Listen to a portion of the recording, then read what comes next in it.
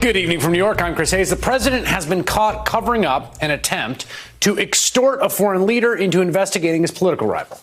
And he is melting down in front of all of us as he tries and fails to explain that away. Today, House Speaker Nancy Pelosi and House Intelligence Committee Chair Adam Schiff laid out their plan. Make no mistake, in that telephone call, the president undermined our national security because of what he had done a few days earlier. We want to make it abundantly clear that any effort by the secretary, by the president, or anyone else to interfere with the Congress's ability to call before it relevant witnesses will be considered as evidence of obstruction of the lawful functions of Congress. Now, here's the thing about Adam Schiff and Nancy Pelosi's constitutional position and their political position. It has nothing to do with Donald Trump and his base. They do not depend on him or his followers at all. There is nothing that Donald Trump could do to Nancy Pelosi and Adam Schiff or say about them. And it is driving the president crazy that he can't touch them. So today, the president's day-long meltdown began as he clearly watched their press conference and live tweeted. He attempted to use his one genuine skill that has gotten him this far, which is to dominate and control news coverage through sheer verbiage, to bury the admitted to facts of him committing an impeachable offense, to basically insult and bluster and bully and to threaten and to lie and to lie and to lie.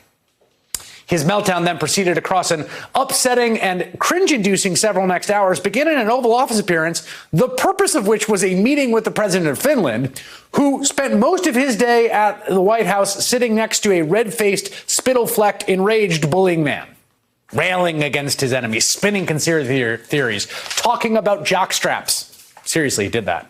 Calling members of Congress guilty of treason, insisting the entire time that the transcript of his phone call with the Ukrainian president, the call notes more specifically, which again is proof of his crime, somehow exonerates him. Remember, President Zelensky, we are almost ready to buy more javelins from the United States for defense purposes. President Trump, immediately, next line, I would like you to do us a favor, though. That's the opposite of exonerating. The president used American foreign policy and the State Department and his private attorney and his power as president to repeatedly pressure a country into digging up dirt on his political rival.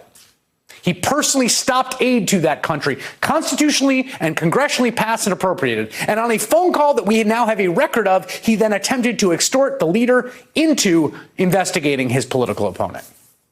He is desperate to obscure all of this. We saw this in the key moment of the day, a simple question from Jeff Mason of Reuters at a press conference later in the afternoon. Mr. President, can you just make clear right here, what do you or what did you want President Zelensky to do with regard to Joe and Hunter Biden?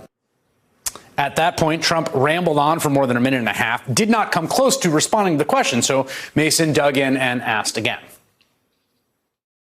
Go ahead, ask a question. But the question, sir, was what did you want President Zelensky to do about Vice President Biden and his son Hunter?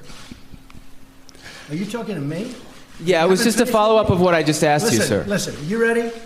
We have the president of Finland. Ask him a question. I have one for him. I just wanted to follow up on the one that I asked you, which did was, you hear what me? did you want Did you hear me? Yes, ask sir. him a question. I will, but I've given you a long answer. Ask this gentleman a question. Don't be rude. No, sir, I don't want to be rude. I just wanted you to have a chance to answer the question that I asked you. I've answered everything. He goes on for another 30 seconds, ranting about the corrupt media and doesn't answer the question. Think about this for a second. Donald Trump, of all people, a man who loves nothing more than the attention of the camera and a microphone nearby, who loves nothing more than to be watched at and listened to have the whole world listen to his answer in braggadocio. At that moment, the ultimate tell is that he walks away from the microphone.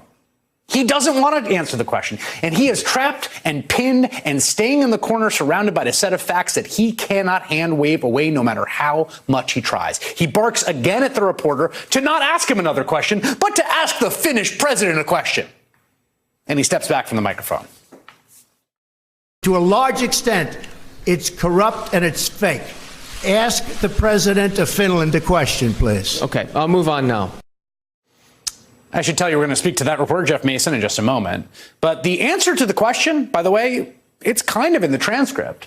It's in the call notes that we have, which form the basis of the whole thing. Here's what happens in that phone call. Again, President Trump says, there's a lot of talk about Biden's son, that Biden stopped the prosecution. A lot of people want to find out about that. So whatever you can do with the attorney general would be great. Of course, we only found out about that call thanks to the whistleblower. New York Times has new reporting about the whistleblower's furious attempts to get the warning to anyone who would listen in the CIA until he learns, quote, the White House lawyers who are now helping the CIA investigate the officer's allegations were the same ones implicated in them. That's not going to work.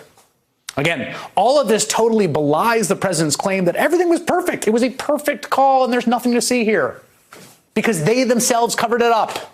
His people put it in the secret system. His people tried to kill the whistleblower complaint. His people tried to make sure the whistleblower couldn't come to Congress and get the complaint to them. The president did something wrong. People across his administration tried to cover it up, and they all got caught. Hey there, I'm Chris Hayes from MSNBC. Thanks for watching MSNBC on YouTube. If you want to keep up to date with the videos we're putting out, you can click subscribe just below me, or click over on this list to see lots of other great videos.